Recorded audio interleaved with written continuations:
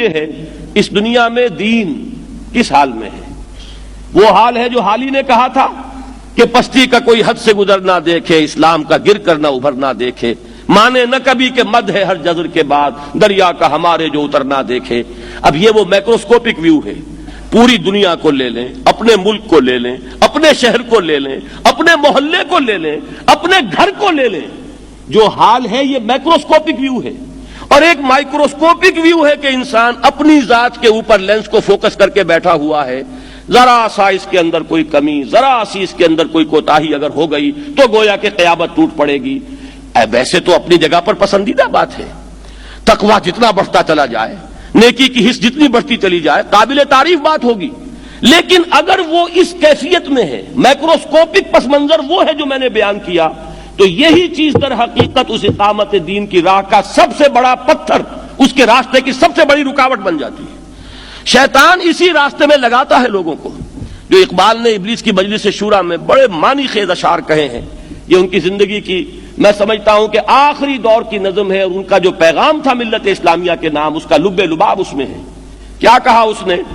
ابلیس کی زبان سے کہلوا رہے ہیں علامہ اقبال کہ ابلیس کی جو اصل جو تدبیر ہے وہ کیا ہے؟ مست رکھو ذکر و فکر صبح گاہی میں اسے، پختہ تر کر دو مزاج خانقاہی میں اسے۔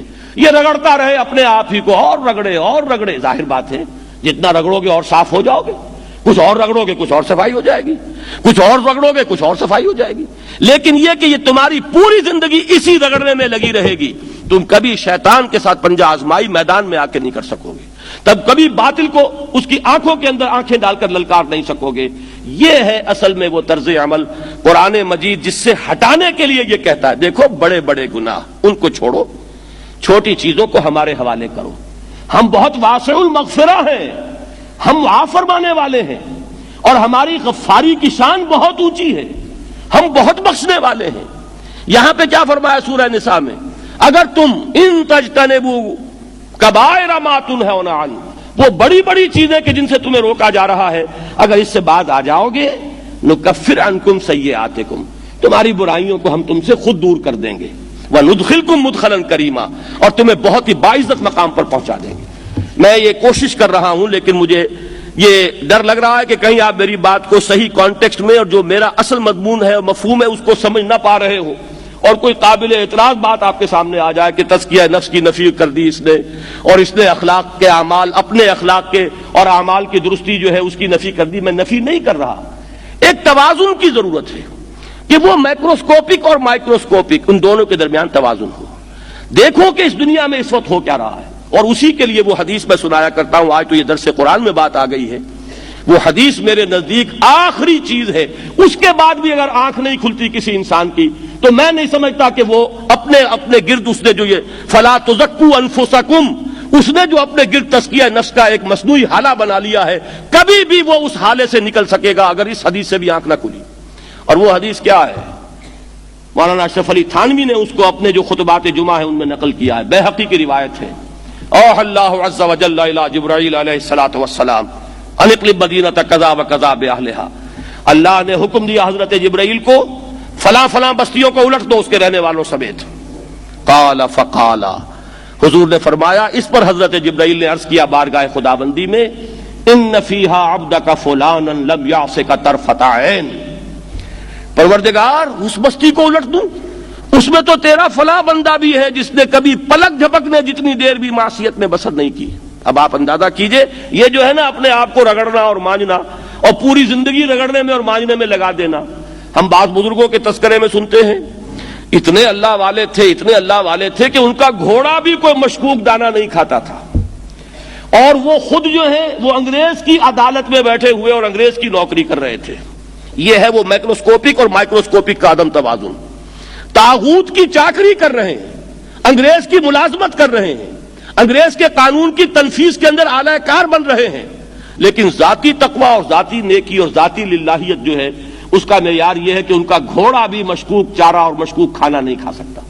یہ ہے وہ عدم توازن، اس کو نوٹ کیجئے گا، جس کو کہ اس حدیث میں محمد الرسول اللہ صلی اللہ علیہ وسلم نے واضح کر دیا کہ حضرت جبرائیل عرض کرتے ہیں کہ اللہ فلاں بستی کو الٹ دوں، اس میں تو تیرا فلاں بندہ بھی ہے جس نے پلک جھپکنے جتنی دیر بھی معصیت میں بسر نہیں کی۔ ذاتی نیکی کا اب اس سے اونچا کوئی مقام کوئی شخص مجھے اگر بتا سکے تو میں اس کا مرید ہو جاؤں گا۔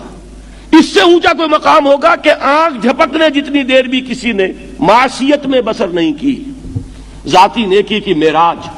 لیکن حکم کیا ہوا بارگاہ خداوندی سے؟ قال فقال، حضور نے فرمایا، اللہ تعالیٰ نے حکم لیا جبرائیل کو، اقلب علیہ وعلیہ، الٹو اس بستی کو، پہلے اس بدبخت پر پھر دوسروں پر۔ کیوں؟ فإن وجهه لم يتمعر في ساعة قط، اس لیے کہ اس کا چہرہ کبھی میری غیرت میں سرخ نہیں ہوا، اس چہرے کا رنگ نہیں بدلا۔ بے غیرت انسان، بدیاں پھیلتی رہیں، میرے دین کو روندا جاتا رہا، میری شریعت کی دھجیاں بگڑتی رہیں، عوامر کا مذاق اڑایا جاتا رہا، نواہی کے لیے دنیا کے اندر جن چیزوں سے میں نے روکا اس کے لیے فلسفے تراشے گئے، اور یہ لگا رہا مست رکھو ذکر و فکر صبح گاہی میں اسے۔ یہ سوائے ذاتی اپنے اس اصلاح کے اور ذاتی تقوی کے اور ذاتی نیکی کے اور ذاتی عبادت گزاری کے یہ میدان میں نہیں آیا، اس کا خون نہیں کھولا کبھی، اس کے چہرے کا رنگ متغیر نہیں ہوا، لہذا یہ دوہرا مجرم ہے۔ یہ ہے وہ تصور جو یہاں پر نوٹ کیجئے۔ ہاں، اس کے یہ معنی بھی نہیں ہے کہ نماز بھی نہیں پڑھ رہے، روزہ بھی نہیں رکھ رہے، اقامت دین کے کارکن ہیں، فرض نماز آ گئی ہے وہ چلی جا رہی ہے، جماعت کا کوئی اہتمام نہیں ہے۔ اب یہ دو انتہائیں ہیں، ایک انتہا یہ کہ وہ تزکیہ نفس جو ہے اسی میں وہ رگڑنے اور مانجنے کا عمل جاری ہے، ایک یہ کہ اس کا سرے سے کوئی تعلق ہی نہیں، اپنی ذات سے بحث ہی نہیں۔ وہ کیفیت وہ ہو گئی ہے جو یہود کی آئی ہے قرآن مجید میں کہ تامرون الناس بالبر وتنسون انفسکم وانتم تتلون الکتاب، کیا تم لوگوں کو نیکی کا حکم دیتے اور اپنے آپ کو بھول جاتے ہو؟ یہ دوسری انتہا ہے۔ پھر وہی بات عرض کروں گا، وہی بال سے زیادہ باریک اور تلوار کی دھار سے زیادہ تیز راستہ ہے جس پہ چلنا ہوگا، کہ نہ یہ ہو کہ وہ مبالغہ ہو رہا ہو، اپنی ذاتی اصلاح میں تو مبالغہ کی حد تک آگے جا رہے ہیں، اور دوسرے یہ کہ اپنے دین کی تبلیغ و اشاعت، اقامت دین کی جد و جہد، اس کا کھانا ہی نہیں کھولا زندگی میں، وہ کھاتا ہی نہیں کھلا ہے۔ یہ ایک انتہا ہے۔ دوسری انتہا یہ ہے کہ انسان یہ سمجھے اپنے آپ کو کہ میں تو مجاہد فی سبیل اللہ اور دین کا کارکن اور دین کا میں اللہ کے دین کو قائم کرنے کی جد و جہد کرنے والا ہوں، جبکہ حال یہ ہو کہ جو کبائر ہیں وہ بھی زندگی میں موجود ہوں۔ ظاہر بات ہے فرض کا ترک کبیرہ ہے، نماز فرض چھوڑی تو کبیرہ گناہ کا ارتکاب ہو گیا، وہ تو کبائر میں آ جائے گا۔ فرائض کا ترک کر دینا کبیرہ گناہ شمار ہوگا۔ لہذا یہ دو انتہا